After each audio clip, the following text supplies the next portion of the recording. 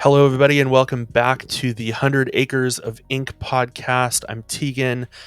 With me is Chris, and there's exciting things to talk about over the last week in Lorcana. We're only kind of doing this weekly, so it seems like there's been so many things going on in Lorcana. I'm really excited to talk about them. Let's start off. Like, what have you been up to in Lorcana the past week? Sure. Yeah. There's been so many crazy things that have gone on and been revealed, and but yeah, it's just for the last week. It's been trying to get into that 1,000 games of Green Steel that I've been planning on. I think I'm a good couple hundred games into it. I'm still not finalized on a build, which is great because I got about a month left. But yeah, it's been that. It's been kind of messing around with a couple of spicy, strange things, and if I figure out what those are, I'm happy to talk about them more. Maybe in a future episode, depending on what's going on. But how Sure. about you? What have you been up to? Uh, I've, not having an LCQ ticket, like it's actually kind of felt weird. Like Mhm. I don't really know what I'm prepping for. I mean, there's set champs, but it feels a little anticlimactic after being to like 3 DLCs and still being on the wait list for LCQ.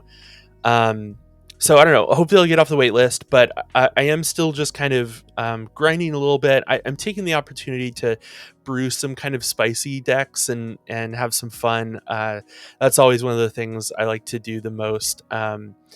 But I also like, when a big tournament like this comes out, I do a little bit of net decking. So I built the RP list. I built the Emerald Amethyst list. Mhm. Um, just because I feel like it's really important to keep my skills sharp, like Mhm. Mhm. across the game and across the meta. And like, if I'm going to play into a deck, I want to have played it a few times and understand what it's trying to do. Mhm. And so I think it's really helpful for me to like, I try to build RP and Ruby Sapphire and Emerald Amethyst and Steel Songs and like all of the major kind of decks that you're going to see in the meta so I can test against them. And so that I can also help my friends and like be able to pilot those decks with Yeah. some amount of effectiveness to be able to, pilot them well so that they're not just playing against somebody who doesn't know what they're doing with the deck.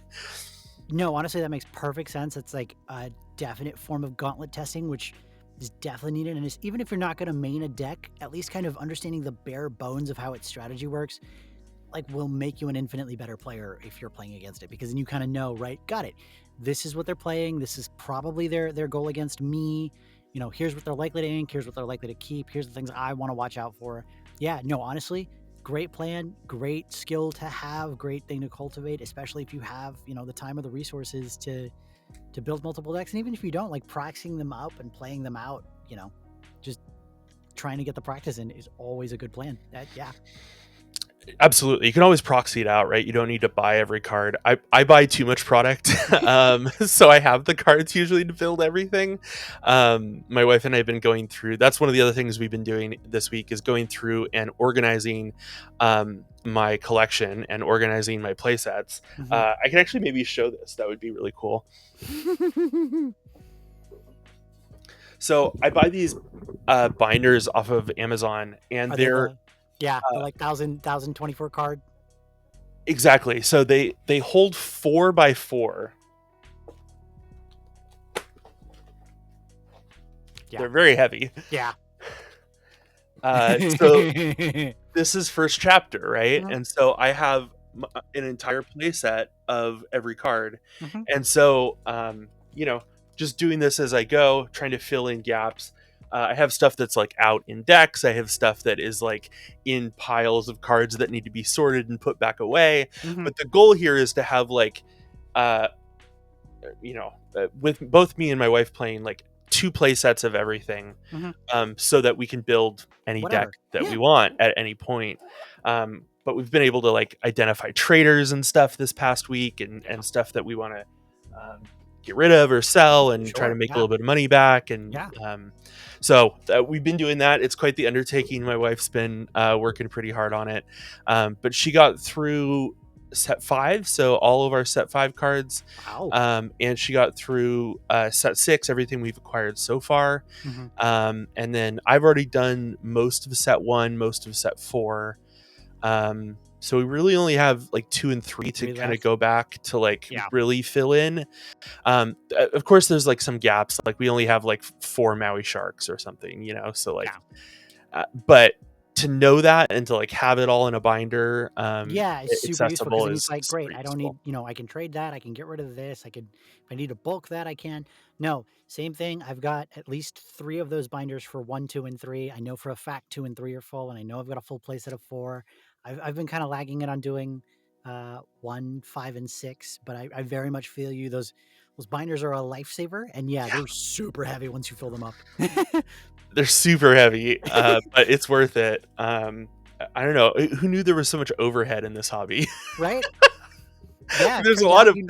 organization work. Yeah, yeah. Shout um, out, shout out to my partner who loves organizing things and will nice. very gladly just be like, yeah, sure, give me a pile, I'm down.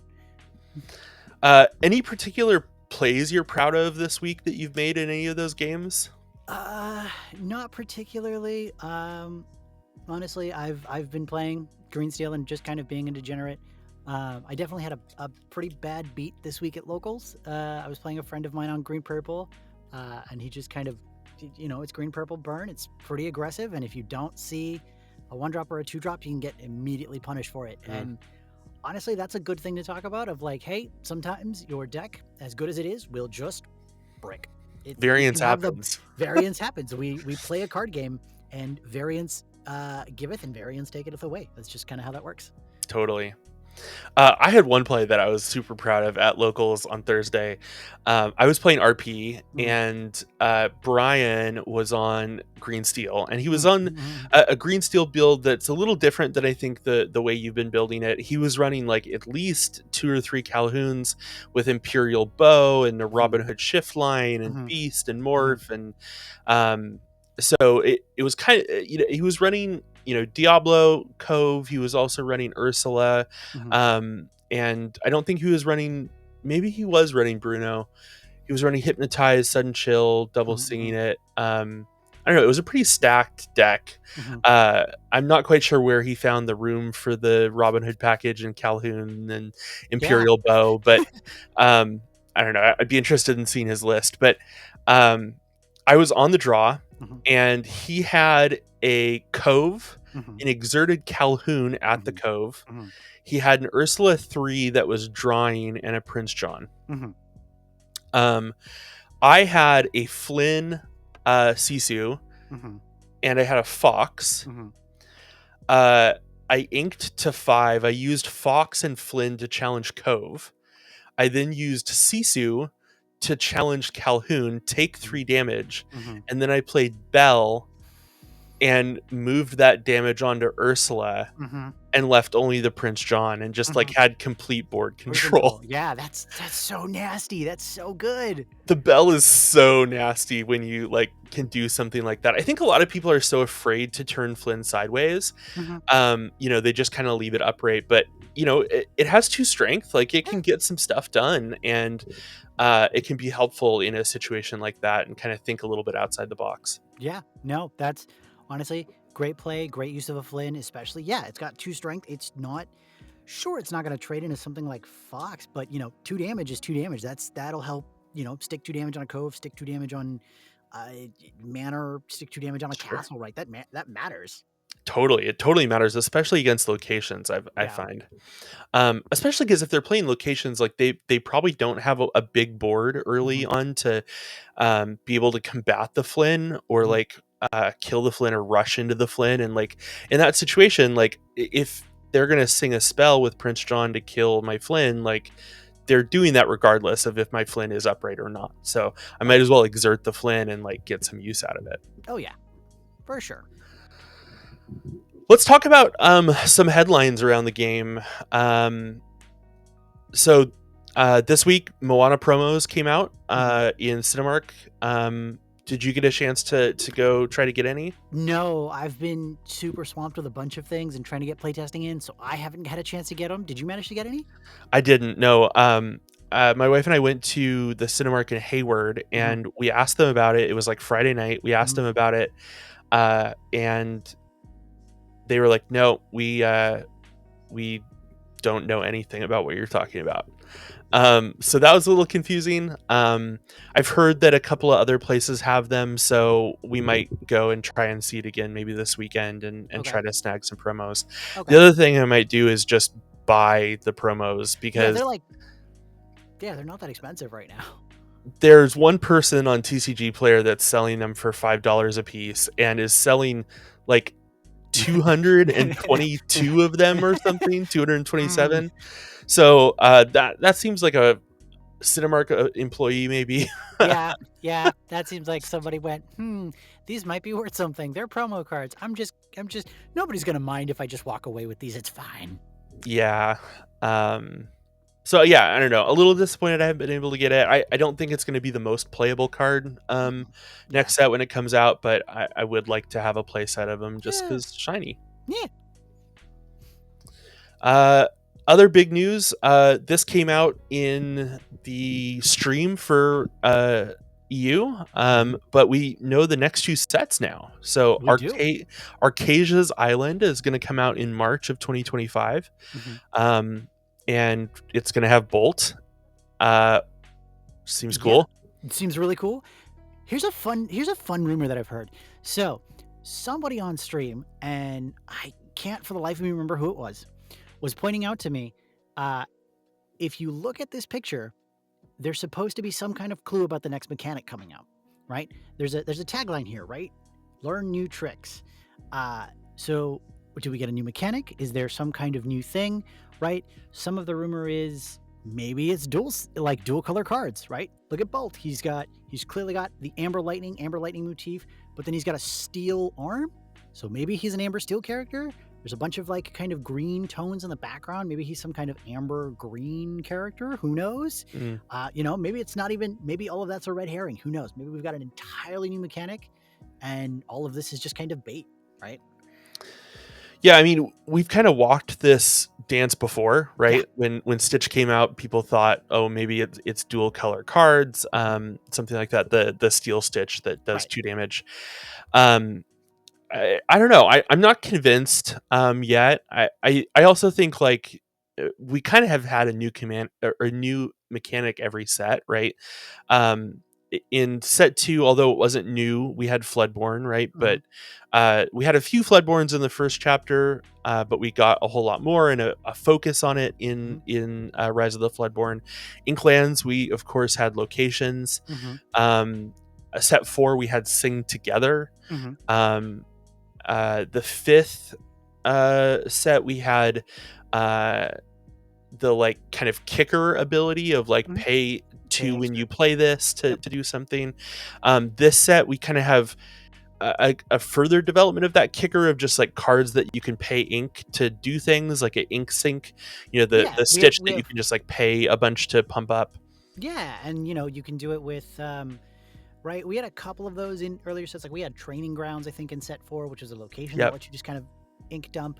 And now we've got cards like, we've also got some of the cards like Basil, the Floodborn Basil, which is whenever you play a card and Inking you ink, matters. Yeah. inking matters. We've got I think it's Bellwether, the sheep from Mhm. Zootopia. Whenever you ink a card, we've got the new Raya. Raya. We've Yeah. got we've got cards in all sorts of colors that lets you do all kinds of things now whenever you play an ink into your inkwell, which is just standard game action that you're already going to take. So It doesn't surprise me that we're going to get a new mechanic of some sort. I think that's been pretty much the case kind of throughout it, and mhm, um, I think in Inklands, which was kind of the third set of that cycle, we did see a significant new mechanic um, with location. lands with Yeah, locations. So it kind of makes sense that like again the third set of a four cycle, yeah, we might get something else kind of major. But I don't know. We'll see what happens. yeah. I'm certainly excited. I know from a lore perspective, I haven't followed too much of the lore, but Arcasia, it seems like is going to be this owl figure on Owl Island Hmm. that we're going to go meet, that the Lumineers are going to go meet, and probably help us kind of gear up to go defeat the next big bad, which we also found out is going to be Jafar. So set 8, Mhm. hard to believe, like we're Mhm. already on set 8, but set 8, Reign of Jafar, which will come out sometime in Q2. I'm guessing probably about the same time that Ursula's Return came out last year. Mhm. Um, but this looks super exciting. I'm hoping we get another Illumineers quest, Yeah. because Illumineers quest was super fun, like Yeah. doing the co-op stuff. I really, really enjoyed that. So I'm excited to see a second, shot of that. That's what I'm really excited for with Reign of Jafar. Oh yeah. No. Also, uh, I going on the possibly dueling colors. I'm just saying he's wearing a lot of steel and a lot of ruby. Just saying. That's Got to put fair. that out there. That's fair. That's fair. There is one thing that I remember also kind of hearing as like a theory about the way that cards imagery Mhm. is that uh, it may not be dual inks, but they sometimes will hint at what they think might be the best pairing for a card. Mhm. Uh, if it's a steel card, it might have a little bit of something else because they're thinking that might be the best, most logical way to pair that card.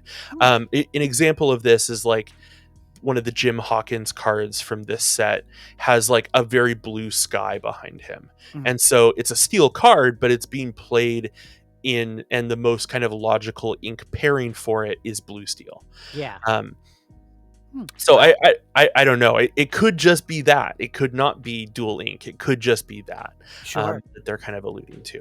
Sure. Sure. Hmm. Time will tell. Yeah. I honestly I'd never heard that before. That's super cool. Definitely a thing to consider in the future.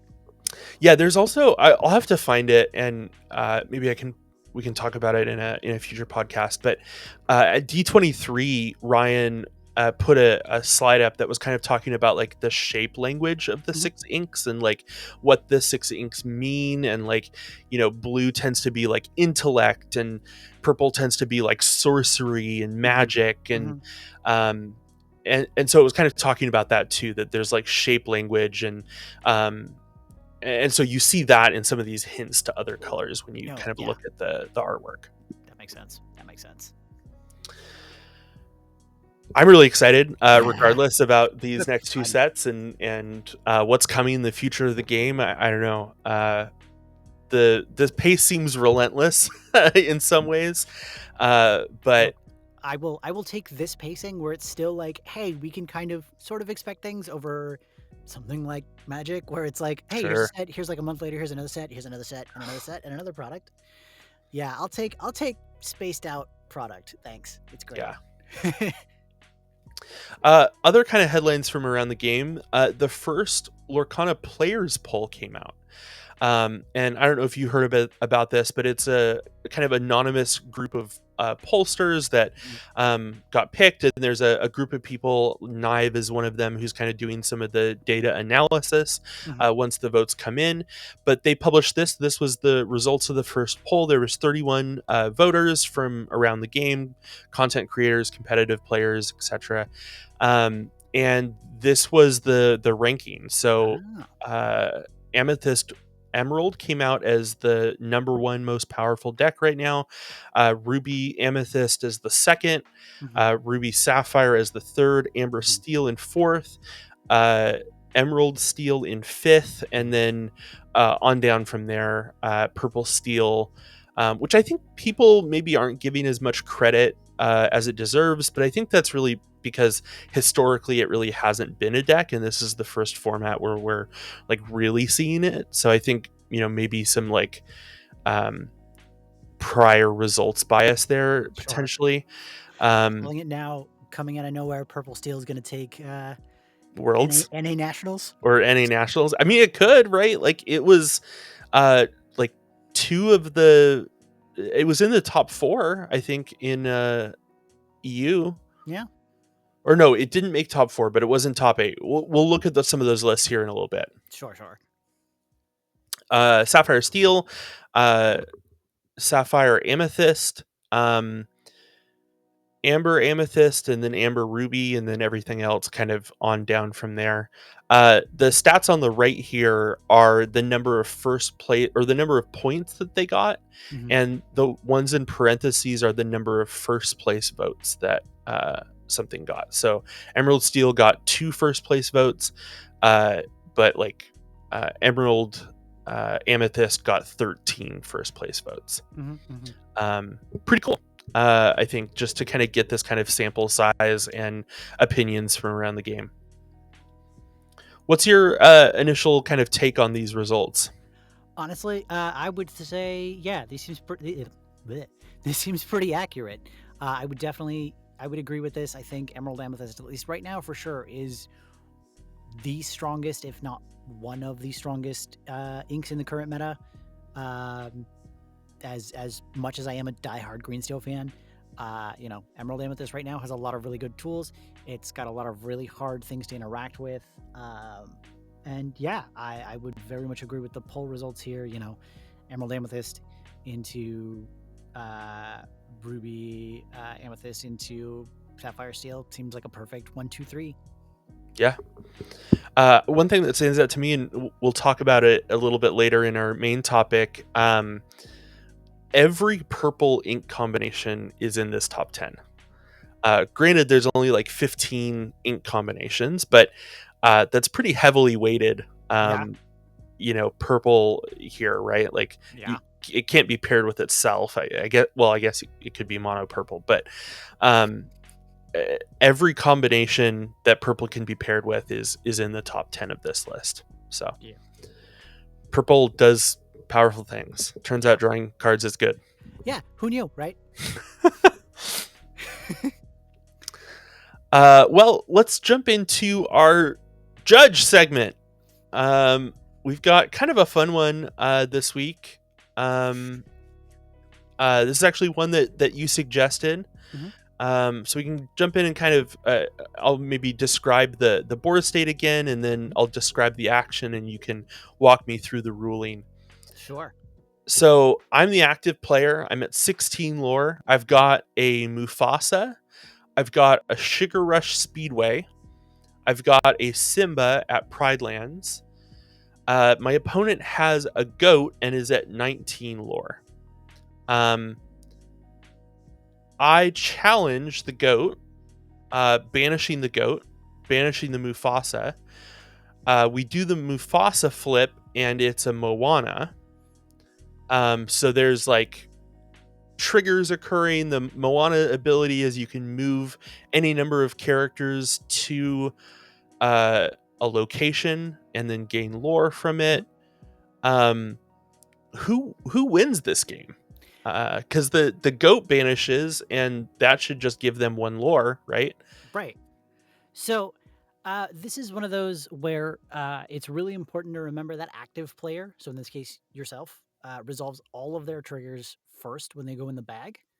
And it's also a really good thing to remember when you're playing somebody who's playing goats, because it's a real common thing that happens. People aren't really thinking about, right, I have triggers that I have to resolve and things have to finish going. It's okay, cool, you did your damage to my thing did your damage to the other thing, great, I'm going to banish my goat, I'm going to gain my lore, right? It's one of those things where you have to slow down for a second and just be like, hang on, my thing, I have to finish all my things first, and then we're going to resolve your goat, right? So what happens here is you'll have Mufasa and goat will do their damage to each other. They'll banish, and then both of their effects go into the bag. Because you are the active player, your effects are going to go first. First you'll get your Mufasa flip. You'll notice, oh, there's a Moana. Great. So Moana, you're going to choose to play the Moana off the top of your library or on the top of your deck, and then it's going to go into play. Its trigger is going to go in the bag. You're going to go, great, I'm going to use its ability to move all of my characters to my Sugar Rush Speedway finish line. And then once you do that, not only are you going to move sorry about that, not only are you going to move your other characters on the board, you're also going to move the Simba, which is currently out of Pride Lands, that is also on the board, to Sugar Rush Speedway, which is then also going to trigger Sugar Rush Speedway's ability, which then means, of course, Sugar Rush Speedway's ability is going to go in the bag, and that's also going to have to resolve. So you're going to resolve, you can choose to kind of do them however. That's currently how the bag works, right? You can kind of take them out in whatever way you'd like, but likely you're going to go, cool, Sugar Rush Speedway, I'm going to banish it, gain my 3 lore, draw my 3 cards. You're going to resolve your Moana lore trigger, which is you moved a bunch of things to a location, which was still there. So you're going to gain your lore off of that. And that by itself will get you another 2 lore, right? So 3 plus the 2 lore, it gets you 5 lore, which then puts you at 21. And at that point, once your trigger finishes resolving, you would win the game because you now have 21 over your opponent's 19, even though your opponent still has a goat trigger in the bag, because the game has realized, got it, you've reached 20 before your opponent. So that's just kind of the end of the game. Does that make sense? Yeah, I think it does. I think why this interaction is confusing is because you have a trigger that creates more triggers. Yeah. And so like you would almost think of like, okay, we resolve the Mufasa flip and the Merlin lore, and then now let's resolve the Moana. But because of the way that like a trigger adds more triggers, and now those triggers are just in the bag at the same time as the Merlin trigger, right? Like your triggers are not done resolving because you've added more triggers in to the bag, even though you resolved all of your triggers that were in the bag previously. You're now adding more triggers in the bag, and you're still the active player, so you need to resolve those before the other player gets to resolve theirs. Pretty confusing interaction, but pretty interesting. And I think this kind of thing actually comes up a little bit more than you might think. If you're playing like a purple Fossa, well, you could, if you're at 19, you could flip your own goat, right? Yeah. Like it's the same kind of interaction there. That is interesting. Cool. Well, that's our judge segment. And it's time to move into our main topic for tonight. Our main topic is we had the first Continentals. So we have results from European Continentals. There were 96 Illuminaires. And this was the meta breakdown. 34% Ruby Sapphire. Which is pretty big. I think there was like 2 French teams that were all bringing Ruby Sapphire. And so I think that kind of skews the numbers a little bit potentially, but just a ton of Ruby Sapphire. You've also got, the EU tends to like Amethyst Emerald a bit more than the States. And Artifacts obviously is a huge proponent of that list. And so you see 21% on Amethyst Emerald, 18% on Emerald Steel, 13% on Amber Steel, and only 7% on Ruby Amethyst coming into the tournament. 5% on Sapphire Steel, 4% on Amethyst Steel, and 1% on Ruby Steel. Shout out to the one person playing Ruby Steel. We believe. I don't think they made top cut. What's your take on the overall meta here? Honestly, I think it's really diverse. I love the different variety of decks here. I definitely, I know a little bit, which is that I know at LCQs, I think Amber Steel was super popular. I think it was in like the top 10 decks were all something like that. It was a really high turn conversion rate for the Amber Steel decks. So of course, as a reaction going into the main event, tons of people switched to Ruby Sapphire because they were like, oh, that's going to have a really great matchup here. Yeah. So like knowing that information, this particular meta makes perfect sense to me. What I'm actually really, really surprised at is kind of how the conversion rates went down in the main event and who ended up taking finals. Yeah. Because that's crazy. For those of you who don't know, the eventual person, the champion, the person who won EU Nationals, wasn't already qualified to play. They got their invite through the LCQ. And then they proceeded to just kind of clean house and make it all the way to the end. Yeah, Domingo made it to the top 16 after playing in both LCQs. He played in the morning and then played in the evening. Didn't qualify in the morning, but did qualify in the evening. I was listening to Zan's podcast earlier this week, and Zan was talking about how so he played Emerald Steel in the morning LCQ, Hmm. and then in the evening LCQ, after seeing so much Amber Steel, he switched to Blue Red, Hmm. um, and was like kind of hurriedly trying to get the pieces together to play Blue Red in the PM LCQ. So I think you're right about that. Like it seems like a lot of people potentially seeing that and seeing how much Amber Steel was um, in the LCQs, they came with Ruby Sapphire for the main event. Honestly, this is a thing I'd love to talk about for a second, right? Because last week we were talking about, closed deck lists versus open deck lists and kind of scouting and what that was going to do to the kind of meta and so kind of the overall experience here. This is a good example of what kind of, I guess, closed deck list will do to the expected metagame and kind of how people are going to react to that, right? Because there wasn't a sort of open deck list going into this, people were just kind of gathering information as fast as they could. And so then, right, everybody got the information of, oh, got it, everybody's playing Amber Steel. We're immediately going to make that flip.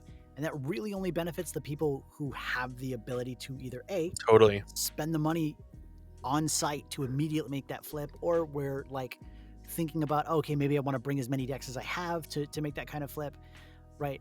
That's just one of those things that I wanted to point out, that it seems like it really only favors that sort of mindset, if that makes any sense, right? And just as a kind of point against having the closed deck list thing, obviously it's not my call to make, but just as a throwback to kind of what we were talking about last week. Yeah, I think it's really interesting. I don't know. I tend to play a lot of decks. I would be totally comfortable doing that, but I know there's a lot of players who wouldn't be comfortable like changing decks on the fly at the last minute like that. Yeah. Not necessarily maybe having the reps into the list. I know Zan had kind of prepared both lists and was preparing Blue Red as kind of a backup anyway, kind of going into the weekend. Mm-hmm. It's never a bad idea to kind of have a backup on your on your back burner. Oh yeah, for sure. Always have, it never hurts to have a plan B, especially if it's a deck that, like, hey, I'm also really familiar with this deck. I know most of my play lines here. Never hurts, especially because then you can also, you can always play against each other and figure out what your lines are and know each other, which is good if you have the two separate decks that you can play. And yeah, honestly, it's still really surprising. Like when you take a look at this, right? This is the metagame for the top 16. Looking at the previous list, where you had what I think it was 34% on Ruby Sapphire, and then going Yeah. into the top 16, it almost drops to half that, right, to 19%. Whereas you see pretty good, where Emerald Amethyst is now 31% of the top 16, where it was what I think. What was it? 21. 21%. Yeah. So you definitely see an increase here.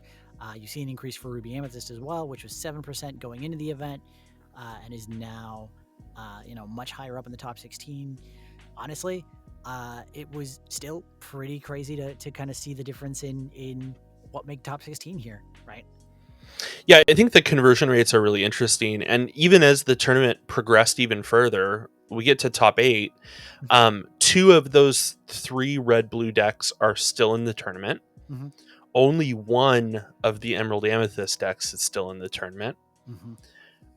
But those 2 purple steel decks are still in the tournament Mm-hmm. from top 16. So they won their matches. And then 3 red blue decks, or sorry, 3 RP decks, Yeah. making the top 8. And of course, the top 4 would be, I think, if I remember correctly, 3 RP decks and 1 Emerald Amethyst deck in the top 4. So really fascinating, in terms of what ended up making it to the top 4 and of course to the top table. The finals was a 5-game match between RP and Emerald Amethyst. It went to 5 games, and it was won by essentially Domingo winning a game on the draw. Yeah. Um, to take the tournament. And I don't know, just super impressive. I watched the two of them go at it for 5 games, and it was just super fun. Honestly, yeah, the I really love the 5 game format, especially for what is basically a grand finals, right, Yeah. type of thing for the for nationals. And yeah, that back and forth was crazy. If you haven't had a chance to go watch that match yet, I would highly recommend it. It's really great Lorcana. There's definitely a lot of really good like table flip pop off moments where just people erupted at cheers because you're like, oh, he had it. Yeah, I would go watch it. It's just a great time. It's a lot of fun. Let's dive in and take a look at some of the lists. So this is Domingo's list. Mhm. I think it's pretty standard to what we've seen in RP, kind of in general. Most of this list is not super different. We are not playing Queen's Castle though. I think the amount of location hate has increased.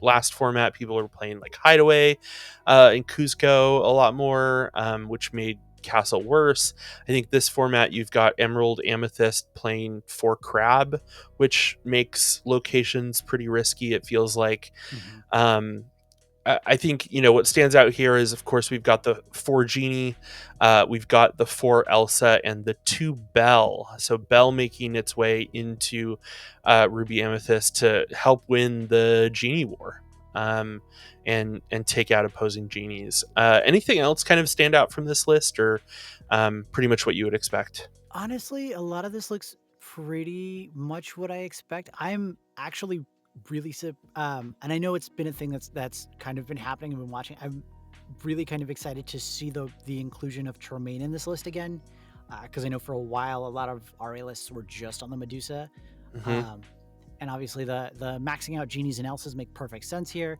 Um, and yeah, honestly, all of this looks really good. I'm kind of surprised at the this is gonna sound weird, but I'm really surprised at just the 3 Mauis, not 4, Mm. because that's just been such a staple for such a long time, so to just see 3 is it's just kinda wow, that's, we've gotten there, haven't we? Well, and I think, the world being what it is, and again, locations maybe being a little bit worse. Mhm, Like Maui is kind of your biggest uh, location answer mhm, in this deck, and so um, maybe that's a reason to kind of go down to 3. I think people were mostly playing 3 last set too in sure, this deck. sure, sure. So last set and this set, definitely not seeing as much play. I think the hard thing with Maui is the game is sped up so much Mhm. lately that, like, you play Maui and you kill one thing, and Yeah, like that doesn't feel good when they have like 4 things on the board. yeah, Um, and especially into like Amber Steel, like, okay, you remove their aerial or like their Smee or something, but like they're still going to quest for 5 next turn. Um, and so Maui kind of feels like it sucks at sometimes, with that. I know, we'll see here in a minute too, but like Medusa is falling out of red blue lists for some of the same reasons, mhm. because you're spending 6 ink and your entire turn just playing that card and killing one thing. And the format is just so fast, this format. Yeah, this is definitely like an aggro or go wide format for sure. You are definitely seeing that, especially with Emerald Amethyst, especially on a list like this, right, where you're running 8 1 drops, and then you're also playing the full Flynn Rider Sisu package, right? You're Yep. just yeah, Yeah, I mean, overall, I think a really good list. I love to see Tremaine in there. Tremaine's one of my favorite cards. I love the enchanted version of it. And it's one of the cards that kind of first like sold me on playing red. I hmm play a lot of red. I play, blue, red, and RP. hmm And so it's cool to see it make an approach back here. I know it's in there kind of to hedge against like Maui Sharks, either in RP or in red blue. hmm Um, obviously it answers Tamatoa. That's kind of the main reason for it. If red blue kind of falls off this format just because the format is so fast, I think we would see that number decrease, and maybe you play for Maui again. yeah, that would make sense. Uh, Here was the other Ruby Amethyst list that made it into the top four. You see a Dragonfire here, Hmm. which is interesting. You also see the Shift Elsa. This one is playing Queen's Castle. Um, I think otherwise it's pretty typical. The one thing that really stands out to me that I really don't like in this list is only one genie. Yeah. And why are we playing two copies of White Rose over two copies of Genie? I don't know. I guess maybe uninkables, but like you're choosing to spend an uninkable on Elsa and Dragonfire instead of playing like three or four genies, and that just seems wrong to me. No, I agree. Um, I guess I see. Yeah, in a list like this, I'm not entirely sure why they're on one genie and four rabbits, unless they're because right with their spread on three snake and four fox, as really kind of their only bounce options. I'm not seeing. I guess they want the extra card off rabbit maybe, but it seems to me like the rabbit slots might be better spent on genies. Maybe if you're gonna play, because if you're only playing the two white roses, you could go up more white roses, but it. I'm not a red purple player. I don't have all the insights here. Maybe you agree with me. Maybe you have your own thoughts. Yeah, I don't know. I don't really understand it. I mean, maybe we're just planning to try to like bounce White Rose and bounce Merlin and play locations and just try to, get there that way. But I in a genie meta, I just don't know if I agree with only playing one. I mean, maybe the player only had one because it's a fairly new set, but Sure. I don't know. You're playing in the European like championship. Like, I don't know, spend the $60 and get the three extra genies. Well, before this weekend, I think they were like what 11 each. Yeah, spend your $30, get your genies. Yeah. Three Elsa is also interesting considering you're running the shift Elsa. Like, I feel like I would want to run four, Yeah. um, with running the shift as well. But I like the idea of the shift Elsa in this deck, especially with the 5-drop Elsa, because you can actually shift it on 6. Hmm. Like right after you play the Elsa, and I think that's kind of interesting. Um, I was testing that a little bit last set, but didn't get too far with testing it. No, I agree. That's definitely a really spicy pick. I really love that for that list. Here's the second place Emerald Amethyst list. A little bit different than the kind of artifacts list that we saw before the tournament. No copies of Clarabelle, so not running the 1-drop Clarabelle and not running the shift Clarabelle. Instead, we're spending those slots to bring us up to 4 copies of Chernobog's Followers. um, I think that's probably the big place that we're spending them. Hmm. uh, we're running the 4 genies, the 3 rabbits, the 4 Elsas, the 1 copy of Belle. You've got 1 copy of Shadowfinder. Um, Overall, I think this looks pretty standard for what you'd expect from uh, this kind of a list. But I think the lack of Clarabelles is a little interesting. No, yeah, I could see because it looks like they were going on a much earlier sort of cantrip or draw plan, right? Because that's why they're playing the Chernobog's Followers and because they've got what 11 cards all that are one drops and they replace themselves. Yep. So they're definitely on a much more aggressive draw plan, as opposed to right play a Clarabelle, hope it survives, shift in a big Clarabelle, and like immediately reap benefits off that. So I can see kind of what the angle is they're going for here. Um, Obviously, it worked for them because they got to second place at European Nationals. Is definitely a direction to take the deck in going forward. I'm not the biggest fan of one ofs, and I think that's one of the things that I don't like about this list is like Sure. the 1 copy of Bonsai, the 1 copy of Peter Pan, the 1 copy of Belle.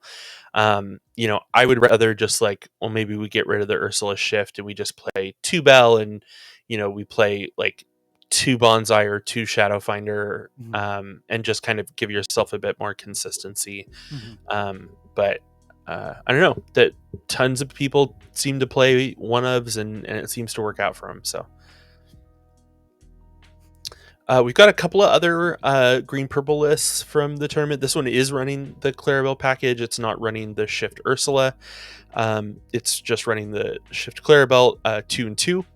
It is running the 2 bells. It's running 3 and 3 genies and rabbits. We've got 2 copies of Peter Pan Shadowfinder. We've got 3 Bonsai. No magic brooms. Only 3 copies of Merfolk. Hang on, hang on, hang on. Is that Prince Philip? It is Prince Philip. I was just about ready to get to that card. This is a new card from this set. It's a 3/2 with Ward that quests for 2, 3-drop. So it's kind of interesting because it can kind of be a little bit of a closer, and when it does turn sideways, it's going to trade into most of the things that would attack it, Mm-hmm. and take it out, like a fox or a snake or a crab or other things like that. Goat. So it's kind of an interesting pick. They're playing 3 of it. So I don't know. Maybe we'll start seeing Prince Philip in more lists. Maybe that's definitely really spicy. I wouldn't have thought of that. That seems really cool. I mean, Ward is just really good, Oh yeah. and I think one of the hard things with playing aggressive decks is you play a card and you're like top decking, and you play a card and they banish it, and you play a card and they banish it. When you're playing into RP and they're just like bouncing Medusas and just killing you.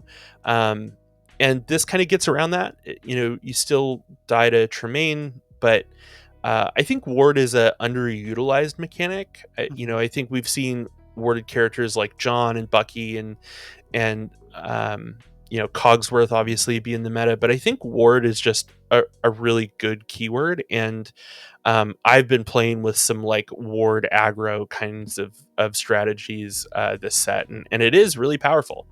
Yeah, no. It turns out not being able to point your like single target removal songs or your single target removal actions or point a character ability like go Tamago at something, super relevant. Yeah, totally. One more Amethyst Emerald deck here. This one's, I think, again, just fairly typical. You've got 1 copy of Cricky, which is interesting. Other than that, I think everything else is pretty much what you would expect from this kind of a list. You've got 4 copies of Chernobog Followers. You're not playing the Clarabelle Shift again in this. You're just playing the Ursula Shift. You have 4 copies of Bonsai in this list. Bonsai is just really good into blue red, and so this was a top 16 list, so obviously pretty successful against that blue red meta. For sure.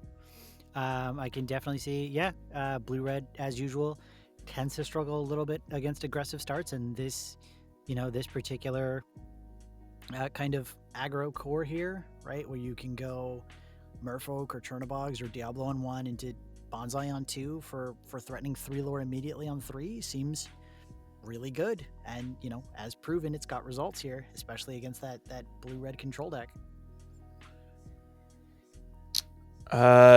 Another top 16 list, playing Don Carnage.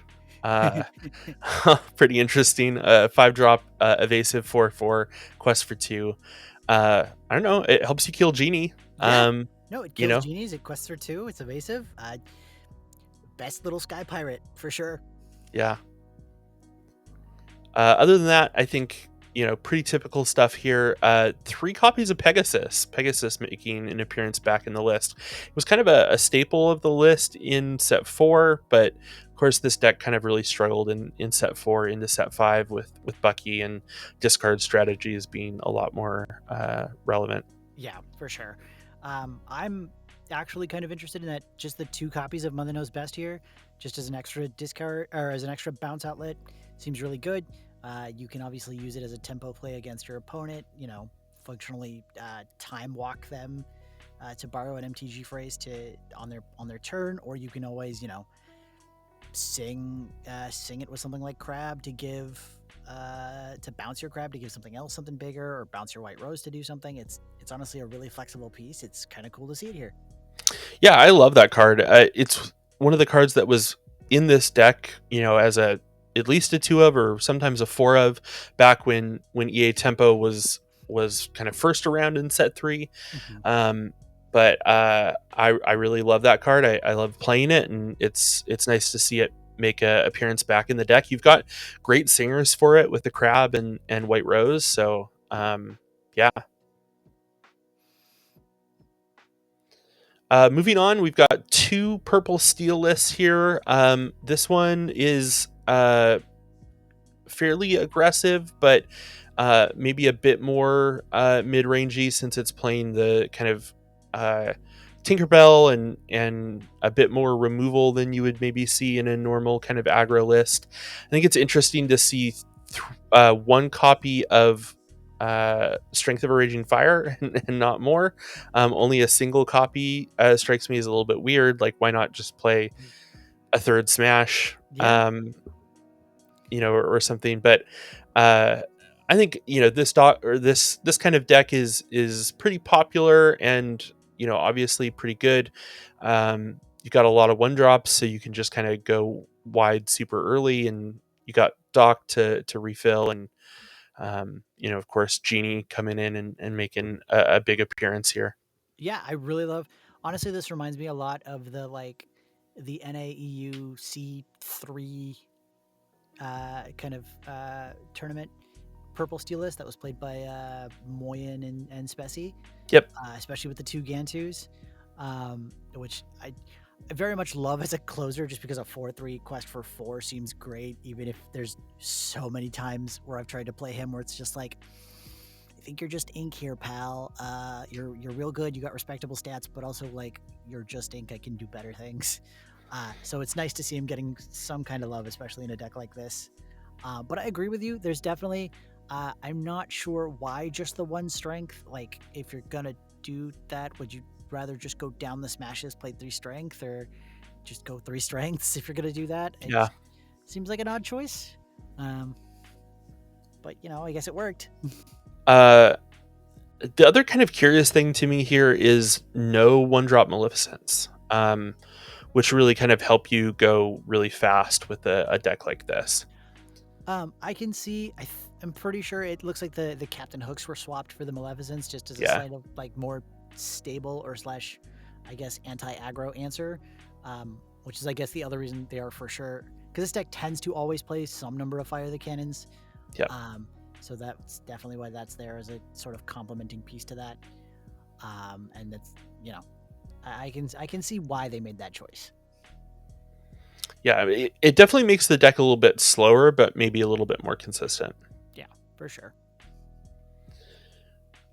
Here's the other purple steel list. Again, no Maleficence. We're seeing Lawrence in here, Pluto in here. Again, no Rabbit, just the 4 copies of Genie.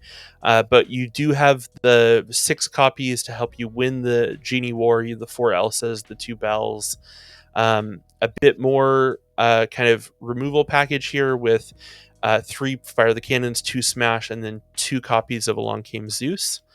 I think the spiciest piece of this is the 1 copy of Hades.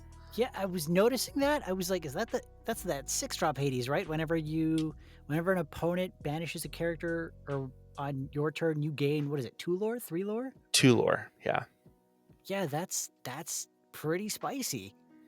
It's a 3/4. I think I saw somewhere on Twitter the pilot say that it was relevant, that like Yeah. it gained him lore kind of throughout the event. So kind of interesting. No, that tracks, especially especially if you're playing kind of like all of your one drop aggressive threats or your two drop aggressive threats, right? You're making your opponent want to have to answer them. And so then to just kind of back that up with Hades as a like, great, you're going to get rid of my things. I'm just going to profit off that anyway. Seems really good. Yeah. Red blue list. So this is the one from the top 8. I think this is pretty standard of what we're seeing in red blue this set for the most part. Although there were a number of very non-standard red blue lists in the tournament that we'll talk about in a second. Um, we've got Tipo and Sail and Vision and Grammatala and Haram and all the kind of standard pieces here. You've got 4 copies of the Shift Sisu, 3 of the early Sisu to kind of stave off the aggression, Mm-hmm. 3 copies of the Maui Shark. No Pirate's Life in this list, which I think is interesting. That's kind of been making its way into these lists. Only 3 Brawls, 3 How Far I'll Go, 1 Let It Go. Only 1 copy of Be Prepared, really relying on Maui Shark to be able to get back your removal. 4 Ice Blocks. Also 2 Shields of Virtues, which is pretty interesting. No Fishbone Quills is kind of the big story in Blue-Red this set. Huh. No, that makes sense. Especially given the prevalence of a deck like Green Steel, right? Where if you're going to take cards out of your hand, having a Fishbone Quill in your deck, or having to rely on it for ink, can make that a dangerous prospect. I can see exactly why that's probably not being played as much right now. I definitely like the Shield of Virtue as a tech, especially if because you also have the big Sisus to rely on for kind of wide board removal. But having the shield to just be like, hey, I'm going to ready my Maui Shark, go hit something else, get another action back, and keep, digging through my deck for my combo to win out with, Diamond Tamatoa if I need to, or to go looking for a Hiram if I need more cards, seems really good. And definitely seems like it would help kind of sort of break the effect of Maui, right? Break that sort of like, hey, I have to challenge in order to get my thing back. I really like Shield of Virtue in Blue Red. I've played it in Blue Red off and on for a while. Even just the ability of like, I'm just going to re-ready my Sisu so you can't kill it and I can quest again for 3 next turn. Just puts insane pressure on an opponent. Yeah, no, very much. I agree. It is one of those cards where it hits the board and it's like, great, I need to have an answer for this, or this is immediately going to become a problem, even if it doesn't have rush. Here's one of the other lists. I think this list made some waves. This was the number 1 player after Swiss. We've got 3 copies of Flynn Rider and 3 copies of the hand Sisu that you normally see in RP, making an appearance in this list. 2 copies of Queen of Hearts, the 2-drop rush. A lot of kind of normal standard blue-red stuff. And then you've got 3 copies of Pirate's Life and 4 copies of McDuck Manor. So, that line that RP does where you do like Flynn, Sisu, Castle, Yeah. and it's just really hard to answer. Well, this deck can go Flynn, Sisu, Manor, which is just as hard to answer, if not harder. Yeah. Um, I what do you make of this list? I love the inclusion of the Queen of Hearts, the rush Queen of Hearts for just kind of answering an earlier threat, because that's definitely always a thing Blue Red struggles with. And yeah, that 2-drop, 3-drop, 4-drop curve into Flynn Sisu Manor, super good, super consistent. Uh, Definitely giving me flashbacks to that like set 4, set 5 RP match of like, great, there's Sisu, there's the dragon, there's the castle. What do I do? Yeah. Because as it turns out in this list, 9 is higher than 7, and it matters. I think what's interesting here is like, how do you decide what line to take? And I guess it's matchup dependent and probably play draw dependent, but you're still playing 7 copies of turn 2 ramp, Mhm. but then you've also got 7 other cards combating for your turn 2 uh, play. I don't know. I'd be interested to see how he played this deck. For sure, there's definitely a lot of lines that you kind of have to think through. And yeah, as you were saying, it's definitely probably play draw dependent.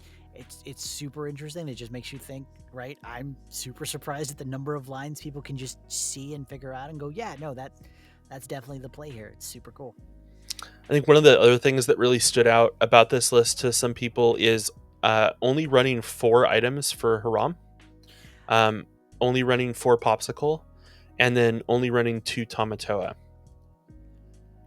That's yeah, I was noticing that and I was like, at that point, do you want to remove Hira, like Haram as an engine, but then what else do you play? I guess you could play Chicha, and it's one of those conversations that I've seen kind of pop up in some of the Discord groups that I'm in, and some of the other spaces where people play this game, and it's like, yeah, if you're lowering the reliance on items and items as a draw engine, what parts of that particular Hiram Tamatoa Popsicle one drop item core do you mess with, or do you turn the ratios around on? It's a really fascinating conversation for like a particular set of cards that have been around since what, set 2, set 1 Yeah, and set 2, yeah, set 2. yeah, it's super cool. I love that there's just all these different ways that you can build these decks now. Like, we're getting a lot of variation. The card pool is big enough now. Yeah, it's great, and I honestly, just give me more cards. Make the pool bigger. Give me something crazy. I want to see. Right, I'm an old MTG head. I would love to see somebody build Blink nonsense, or somebody build Reanimator nonsense. Shout out shout out to the homie Ben. Uh, handle Iago, who's was working on some weird Reanimator shenanigans last set. Uh, yeah, I would love to see some crazy nonsense, even if it's something that's just unique to Lorcana because of the way the mechanics come out. Like if we see some weird broken combo-y mechanic-y thing come out with the next set, I'd be so happy for it because that just sounds like so much fun. Here's a green steel list with no set 6 cards. Yeah, which honestly, we've been talking about. I've been hitting up a bunch of my other green steel friends, and a lot of us are like, do we really need anything from set 6? Like, there's been some talk of Pluto, maybe, but for the most part, it's like, I mean, if it's not broke, don't fix it, right? A lot of people were like, honestly, you could probably get away with playing Wonderland's list from DLC Seattle and probably do pretty well.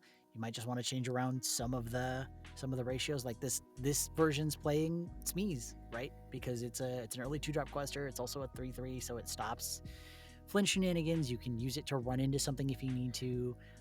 You can see this list has definitely gone out hard on the Tinkerbells, because for sure that's definitely a good answer to aggro. It's also really good if you're playing Amber Steel, and for some reason if they've peated you and you can't use any of your actions to interact with the board, Tinkerbell's always really solid.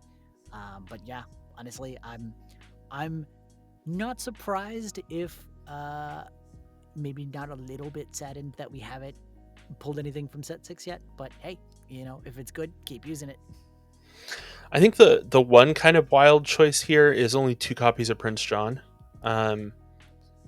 I think Prince John is such an important card in Emerald and Steel, and I don't know, maybe your take on it is a little bit different. I know some people were shaving it down to 3, but dropping to 2 seems bad. But I don't know.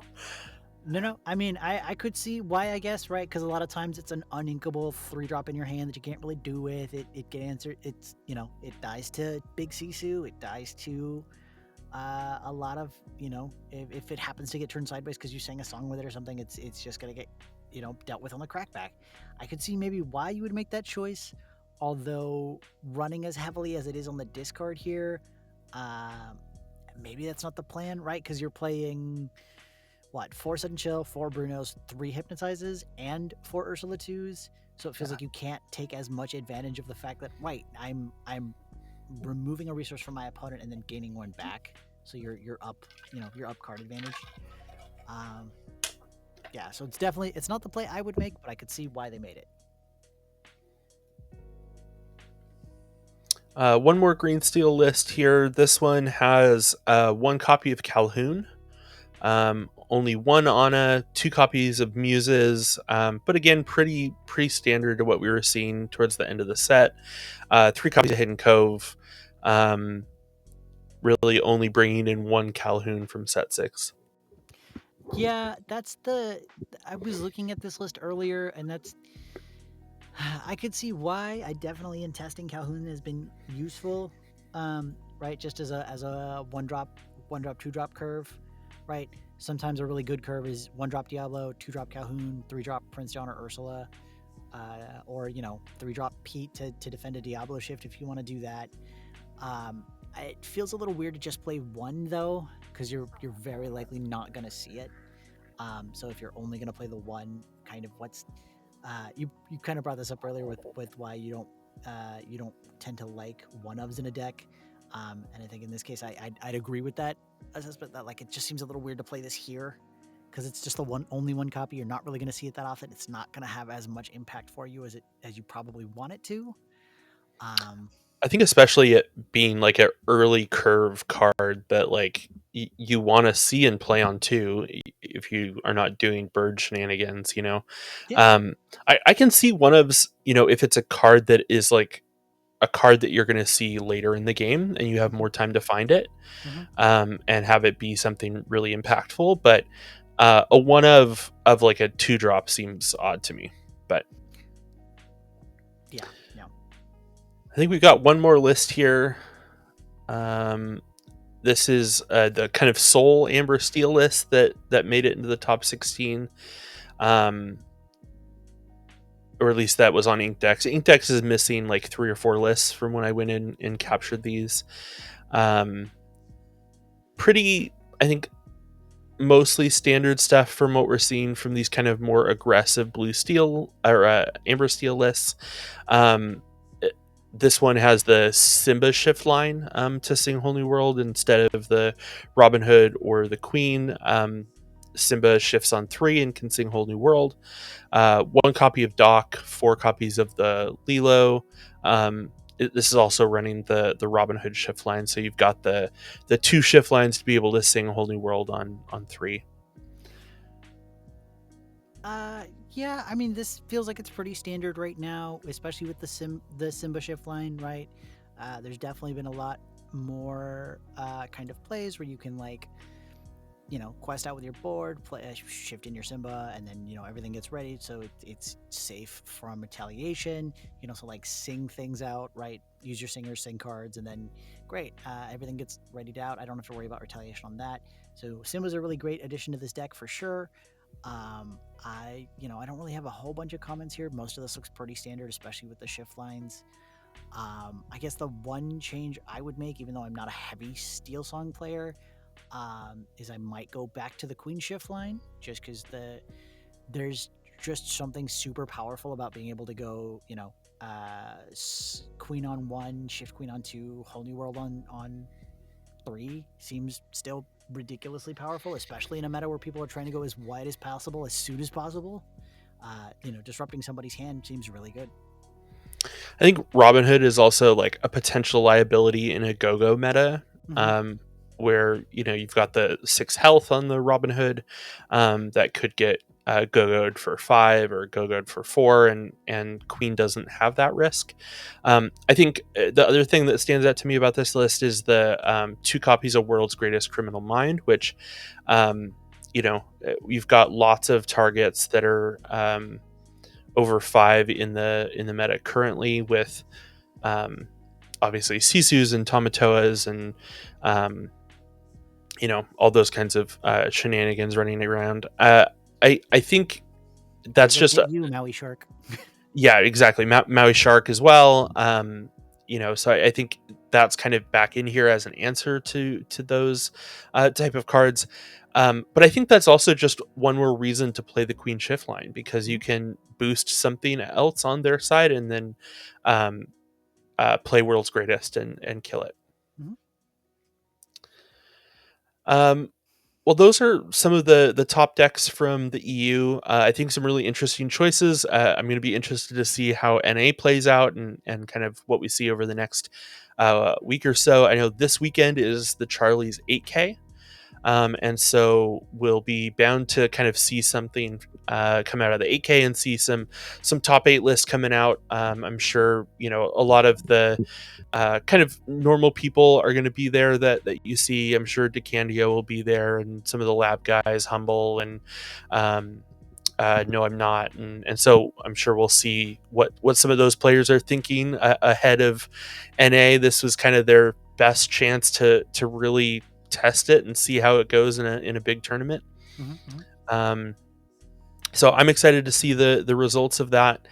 To kind of close, like with a last topic that's kind of been on my mind, looking at the player poll and looking at the results here, uh, is Amethyst too good? Like, Amethyst has a lot of really powerful cards, and when I think about some of the best cards in the game, um, I think of Amethyst cards, and like there were so many cards I couldn't even put them on one screen. Fox, rabbit, goat, genie, snake. I think arguably they have the best one drops in the game in Diablo, Chernobog, Magic Broom, Friends, Queen's Castle, Elsa, and now Belle even becoming a part of that kind of package. What are your thoughts on Amethyst as a ink combo? And kind of its place in the game. I know as a discard player, you're not happy with people drawing cards. Well, if you have Diablo, like Yeah, I'll take it's more fine. cards. I'll take wheel draw cards. Wheel draw cards. But also, no, ban genie now too strong. No, honestly, yeah, this is definitely a thing you see a lot in games. Anytime you can get more cards in your hand, even if they're just cantrips, right? Even if they just like replace themselves, if they're 1 for 1, and you don't, anytime you don't lose card advantage and you still gain board advantage, it's super powerful, right? Because then you not only have a threat to play that you can both interact with your opponent with if you need to advance your own win condition, and then you also don't lose the amount of cards. Seems great. I would definitely say, uh, yeah, I would definitely argue that Genie is a sort of power crept rabbit for sure. Um, is it powerful enough that Rabbit isn't going to see play? No, I don't think. Unless we get something even more broken in the next 2 sets, I think Rabbit's still going to see some level of play because it is recursive, right? Because like not only do you get a card when you play Rabbit, you get a card when Rabbit leaves play, which is huge, right? Because that means, okay, great, you've managed to remove my Rabbit. I still get a replacement card. I still have another option to play a card. And while Genie is a more aggressive threat because it's 2 lore and it's evasive, and so it's hard to interact with. Once Genie's gone, that's it. You're not going to get more recursive value off of Yeah, it. That said, yeah, I'll agree. Even without the bias of being a discard player and not liking when people have cards in their hands, yeah, the ability to draw cards is really, really good. It's, of course, uniquely powerful in any game that requires you to draw cards, especially as a resource, because you can draw cards, you can then use the new cards if you want to as your resource instead of whatever you were already going to play. Um, I don't. I think honestly, we're probably going to get something in the next couple sets that'll help stem that somehow, right? There's right, drawing cards has always been a uniquely powerful thing to do in card games where you want to play cards out of your hand, but I hmm don't think it by itself right now is going to be as oppressive, right? Like I'm thinking back to set 1, set 2, where it was like whole new world was the thing you could do, and you could just like get yourself a whole new hand of cards. And right now, there's still a deck that plays that, and it's not the best deck in the format, right? yeah, Wheel was for a time one of the strongest cards in the game. There were calls for like, no, you need to ban Wheel because it's so good. And here we are 2 or 3 sets later. It's like, okay, it exists. It's a card. It happens. But so yeah, right now, Genie, really strong, really good. 2 sets from now, who knows, right? Amethyst, super powerful card. The ability to draw cards by itself, super great, super strong. Uh, Not enough to, I think, as funny as it would be to be like, no, ban Genie, because you're trying to ban the bird. But no, honestly, I think it's okay. I think the cards are good. I think while it is a little bit of power creep that now we have Genie instead of Rabbit, I don't think it's enough that we need to worry about it. Yeah, I think Amethyst is definitely a really, really, really strong color. I don't think it is like tier 0 or the only way to beat it is to play it in opposition to itself. Yeah, I mean, it's interesting. Purple drawing cards is good, right? Like we've talked about this, and I think it's particularly good in a game like this where you have to ink from your hand, Mhm, and so you're really like going -2 every turn, no matter like what you do for the most part, especially early on in games. Um, Compared with a game like the One Piece TCG, where like you get Dawn cards given to you mhm, basically like every mhm, turn, right? Um, I think drawing isn't as powerful in a game like that where you have kind of automatic resource progression.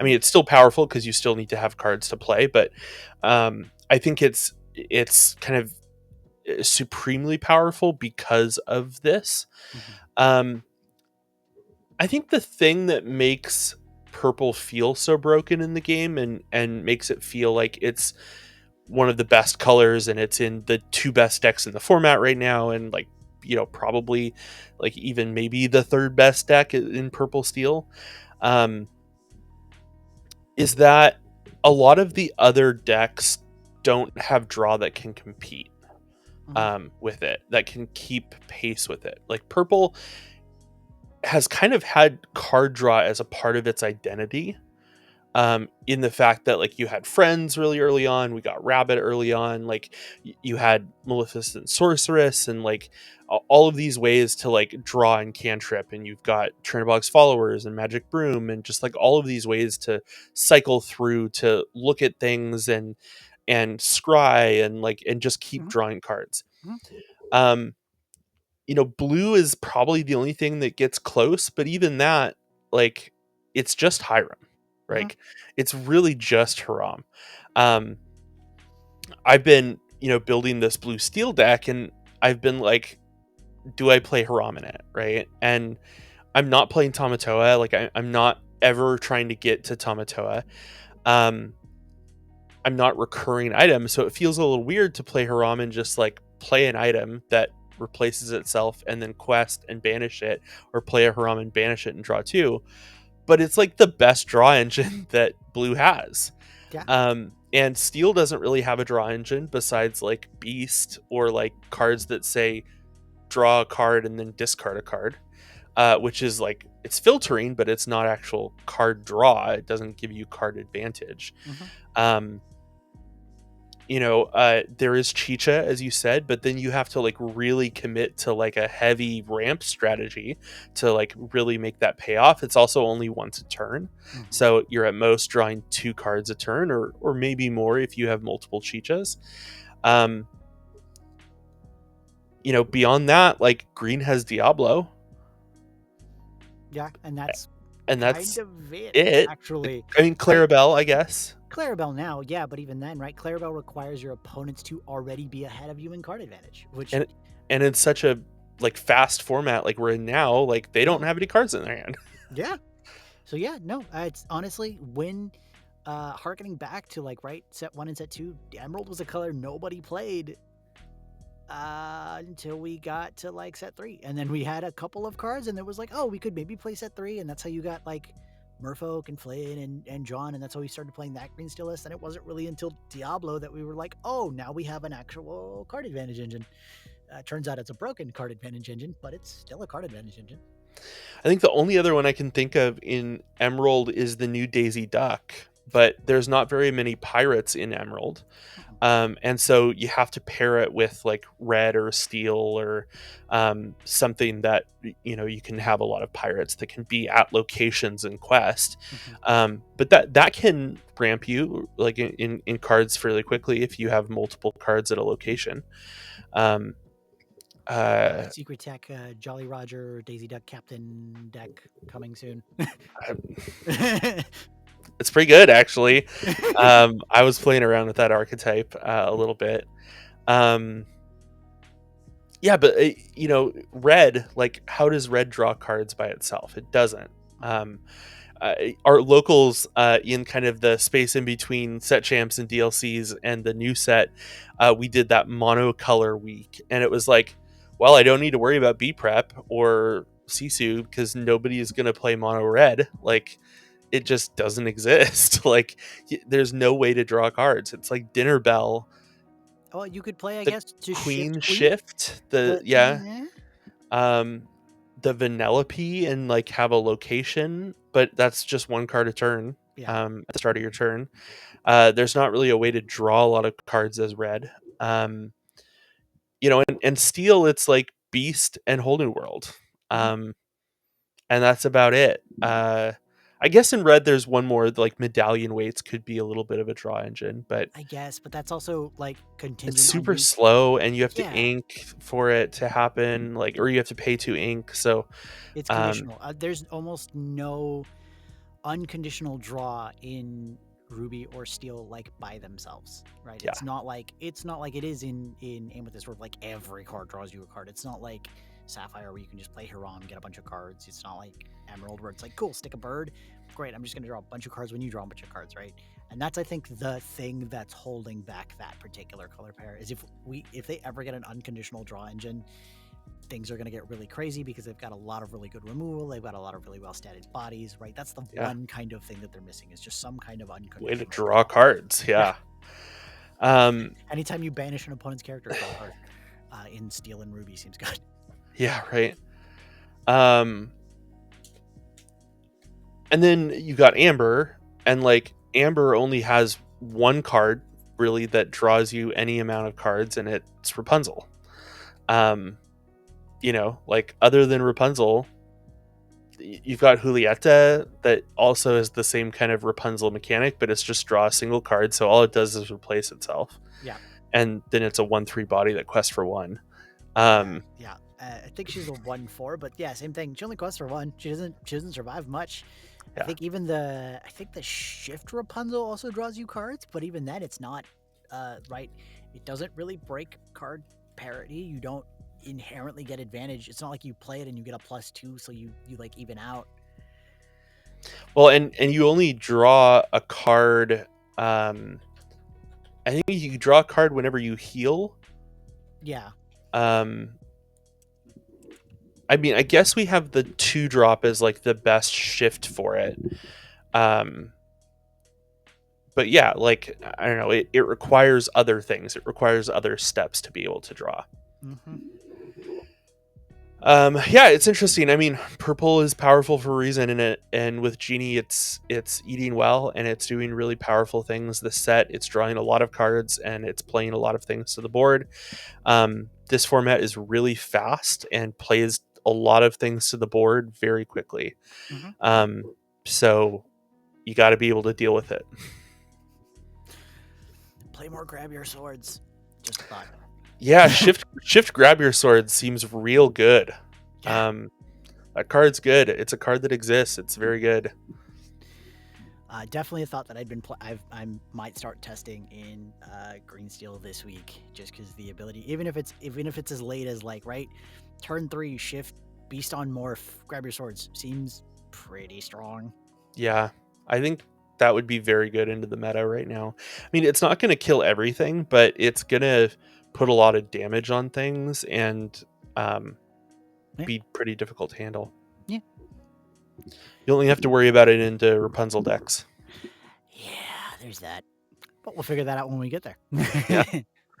Yeah. Amber Steel would be happy to see that come back.